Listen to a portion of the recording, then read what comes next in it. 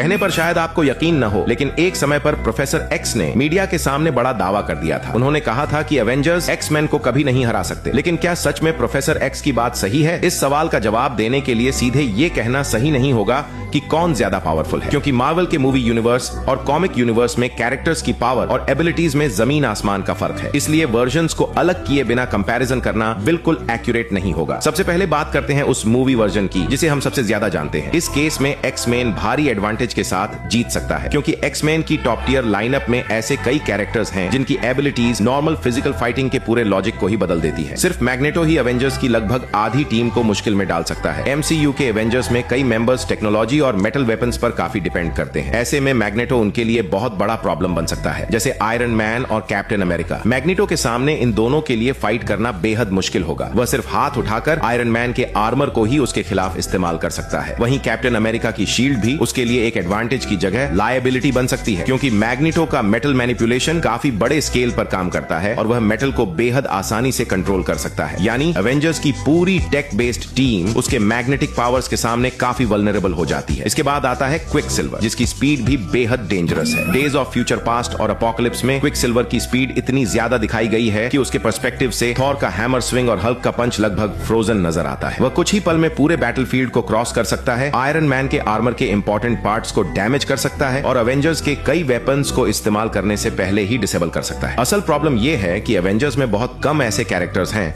जो उसकी reaction speed के साथ कंपीट कर सके। इसके बाद एवेंजर्स की एक और बड़ी वीकनेस सामने आती है, मेंटल डिफेंस। विजन और वांडा जैसे कुछ कैरेक्टर्स को छोड़ दें तो बाकी एवेंजर्स के पास टॉप लेवल साइकिक अटैक्स के खिलाफ ज्यादा प्रोटेक्शन नहीं है। अगर प्रोफेसर एक्स सेरेब्रो जैसी एम्प्लीफिकेशन टेक्नोलॉजी का इस्तेमाल करे तो वह बैटलफील्ड में मौजूद कई लोगों के दिमाग को एक साथ प्रभावित कर सकता है। वह उनकी मूवमेंट्स को रोकने से लेकर उनकी मेमोरीज और परसेप्शन को मैनिपुलेट करने तक की कोशिश कर सकता है। सोचिए, अगर हल्क और थॉर जैसे पावरफुल कैरेक्टर्स को ही मैनिपुलेट करके आयरन मैन के खिलाफ कर दिया जाए तो एवेंजर्स की पूरी टीम का बैलेंस बिगड़ सकता है। और आखिर में आती है फीनिक्स। इसके बारे में तो ज्यादा एक्सप्लेन करने की जरूरत ही नहीं है। फीनिक्स फोर्स की पावर इतनी डेंजरस है कि उसका अटैक सिर्फ फिजिकल डैमेज तक लिमिटेड नहीं रहता, वह मैटर को बेहद माइक्रोस्कोपिक लेवल तक डिस्ट्रॉय या डिसइंटीग्रेट कर सकती है। इसीलिए हल्क की इनक्रेडिबल ड्यूरेबिलिटी हो या थॉर की एसगार्डियन बॉडी, अगर वे फीनिक्स फोर्स के फुल पावर अटैक की रेंज में आ जाएं तो उनके लिए सर्वाइव करना बेहद मुश्किल हो सकता है। इसलिए मूवी यूनिवर्स के इन वर्जन्स को देखें तो एक्स-मैन की जीत की संभावना 85% से भी ज्यादा मानी जा सकती है। एवेंजर्स की तरफ से थॉर, कैप्टन मार्वल और स्कारलेट विच जैसे कैरेक्टर्स ही इस फाइट को संभालने की सबसे बड़ी उम्मीद होंगे। लेकिन एक्स-मैन के पास मैग्नेटो, क्विकसिल्वर, प्रोफेसर एक्स और फीनिक्स जैसी अलग अलग तरह की ओवरपावर्ड एबिलिटीज हैं। और यही वजह है कि सिर्फ रॉ स्ट्रेंथ नहीं बल्कि एबिलिटीज और बैटल मैकेनिक्स के मामले में एक्स-मैन